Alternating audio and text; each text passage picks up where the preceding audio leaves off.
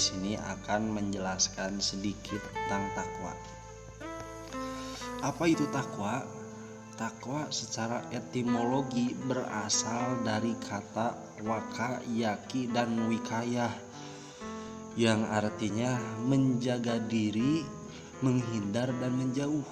Itu secara etimologi. Adapun secara terminologi, takwa menurut terminologi yaitu takut kepada Allah Subhanahu wa taala atau imtisalu awamirillah wa jitinabu nawahihi, yang artinya mengerjakan, melaksanakan segala perkara yang diperintahkan oleh Allah Subhanahu wa taala dan menjauhi segala perkara yang dilarang oleh Allah Subhanahu wa taala. Nah, dari kata takwa ini Sayyidina Ali karamallahu wajhah, sahabat Rasulullah Shallallahu Alaihi Wasallam, berkomentar. Kata Sayyidina Ali karamallahu wajhah, takwa itu yakhafu minal jalil wal amalu bitanjil wal qanaatu bil qalil wal isti'dadu bil yaumir rahim. Satu, kata Sayyidina Ali, yakhafu minal jalil, yaitu takut kepada Allah Subhanahu wa taala. Yang kedua, wal amalu bitanjil, dan mengamalkan wahyu dari Allah Subhanahu wa taala. Yang ketiga, wal qanaatu bil qalil, dan qanaah apapun yang Allah berikan kepada kita, menerima kita apa adanya dengan rendah hati. Yang keempat, menyiapkan diri untuk bertemu dengan Sang Holik, yaitu Allah Subhanahu wa taala. Ucapan dari Sayyidina Ali ini mempunyai makna yang sangat luar biasa memaknai kalimat takwa. 4 hal tadi disebutkan Sayyidina Ali karamallahu wajhah. Yang ke-1, takut kepada Allah Subhanahu wa taala. Mengapa kita harus takut kepada Allah Subhanahu wa taala?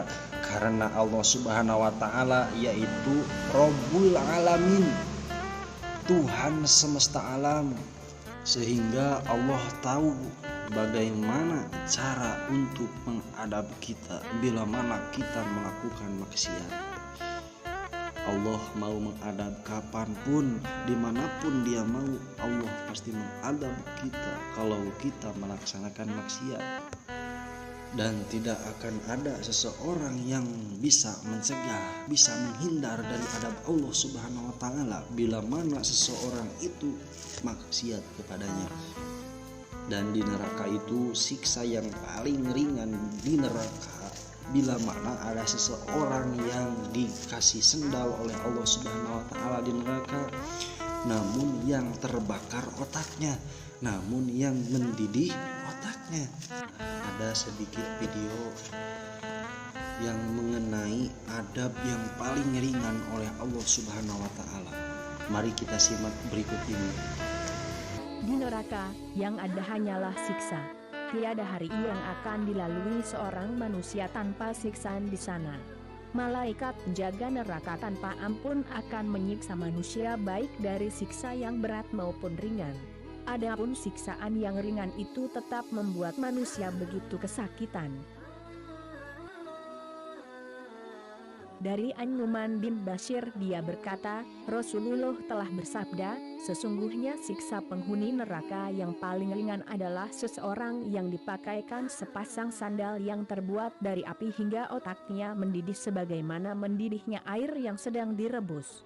Pada saat itu orang tersebut mengira bahwasanya dialah orang yang mendapat siksaan yang paling pedih, padahal ia adalah penghuni neraka yang paling ringan siksanya. HR Muslim. Meskipun dikabarkan dengan jelas bagaimana pedihnya siksa yang akan diterima, namun tetap saja manusia tidak takut dalam berbuat dosa. Bahkan, terkadang sebagian justru bangga sudah melanggar larangannya. Maka dari itu, dari sekarang mari jadikan setiap detiknya untuk memohon ampun atas segala dosa yang sudah diperbuat. Berdoalah saat ini selagi masih diberi kesempatan oleh Allah SWT untuk bertobat. Karena tiada doa yang paling sia-sia selain doanya para penghuni neraka. Meski dia sangat serius, khusyuk dan sepasrah apapun doa yang sudah dilakukan, tetap tiada ampunan yang akan didapatkan. Itulah sedikit gambaran tentang siksa neraka, semoga bisa menjadi renungan untuk kita semua. Dan semoga bermanfaat. Terima kasih. Itu adalah adab yang paling ringan oleh Allah Subhanahu wa Ta'ala. Adab siksa yang paling ringan yang dikasih oleh Allah Subhanahu wa Ta'ala bagi orang yang melaksanakan maksiat.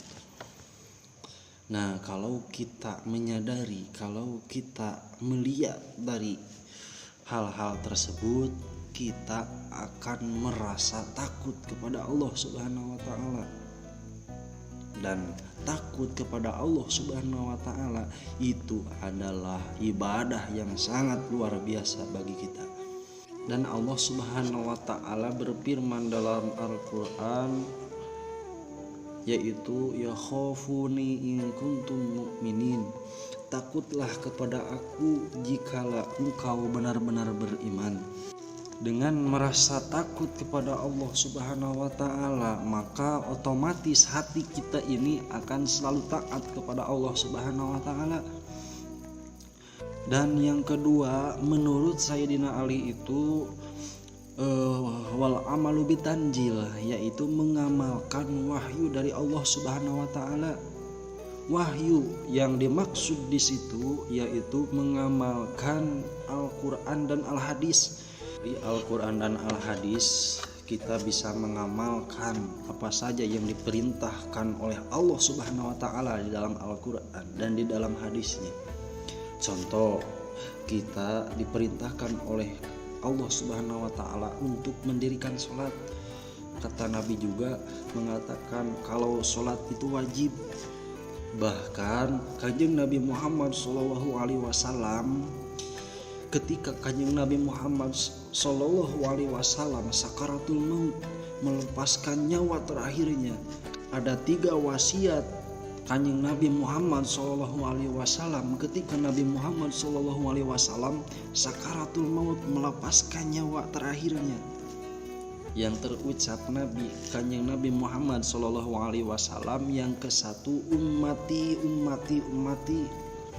Yang kedua, as-sholat as-sholat as-sholat. Yang ketiga, an-nisa atiqo'un nisa. Nah, dari 3 ucapan Kanjeng Nabi Muhammad tersebut ada ucapan yang kedua, yaitu as-sholat as-sholat as-sholat. Saking wajibnya sholat itu sehingga Kanjeng Nabi Muhammad SAW mengucapkan kalimat terakhirnya wasiat. Yang timbul wasiat itu mengatakan as-sholat. Itu saking wajibnya. Mana ada seseorang yang sengaja meninggalkan sholat, maka Kanjeng Nabi Muhammad SAW sudah berkomentar di dalam hadisnya, yaitu man taraka sholata muta'ammidan faqad kafara jiharo, yang artinya barang siapa yang meninggalkan sholat dengan sengaja, maka faqad kafara jiharo, maka dia sudah jelas kafir. Mari kita simak video berikut ini mengenai orang yang tidak melakukan sholat.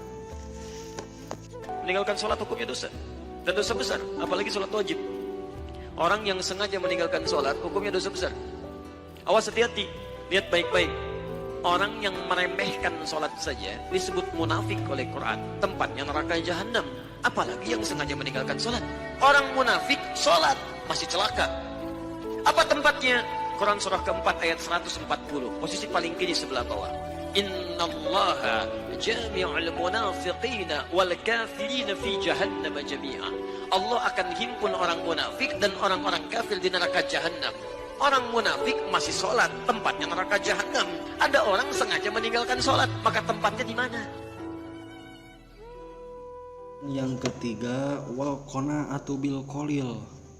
Qanaah dengan apa yang dikasih oleh Allah Subhanahu wa Ta'ala.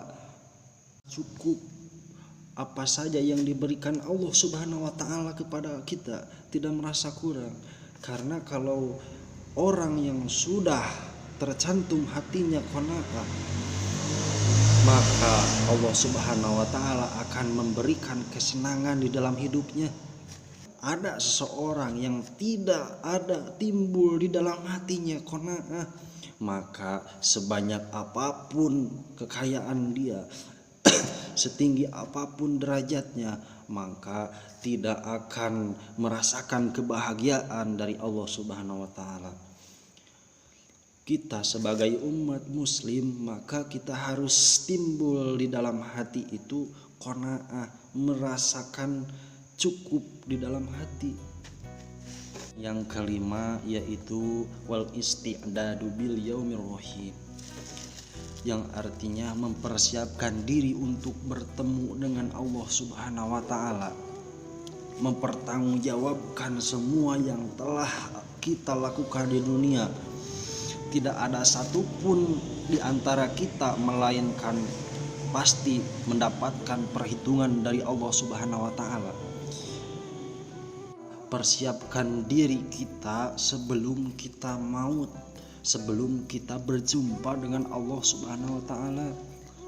Nah, selagi kita masih ada di alam dunia, kita masih diberikan kesempatan hidup oleh Allah Subhanahu wa taala, maka kita senantiasa harus bisa menggunakan waktu kita sebaik mungkin, memanfaatkan waktu kita sebaik mungkin. Kesimpulannya, dengan menyadari 4 hal tersebut yang dikatakan Sayyidina Ali karramallahu wajhah barusan, maka kita akan takut kepada Allah Subhanahu wa taala, akan mengamalkan yang benar dari Al-Quran dan Al-Hadis. Tentunya kita akan siap bertemu dengan Allah Subhanahu wa taala. Mungkin sekian video dari saya, mudah-mudahan ada manfaatnya khusus dari diri saya sendiri, umumnya bagi kita semua yang nonton. Mohon maaf bila masih banyak kekurangannya dan kelebihannya itu seakan-akan dari Allah Subhanahu wa taala. Billahi taufiq wal hidayah. Wassalamualaikum warahmatullahi wabarakatuh.